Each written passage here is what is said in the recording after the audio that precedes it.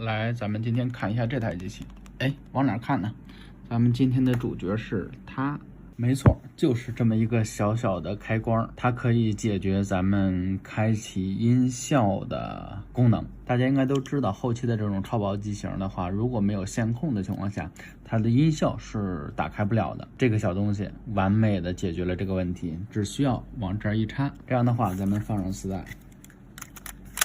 咱们就可以时时刻刻的来去打开它的音效了。看一下啊，只要摁它，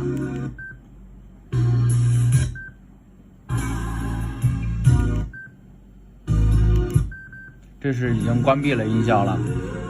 摁一下就是它的 RV 模式，是高音增强。大家听一下有什么区别？这个是高音增强。再摁一下是它的 MB 低音增强。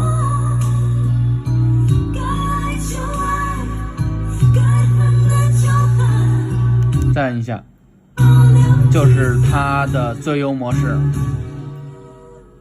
之后再摁一下，它响2声的时候就是它的音效关闭。所以我个人觉得这个小东西还是比较有用的，而且就是插上这个音效开关了之后，它的所有的控制都不受影响。喜欢就去咱们下方的小黄车去拍吧。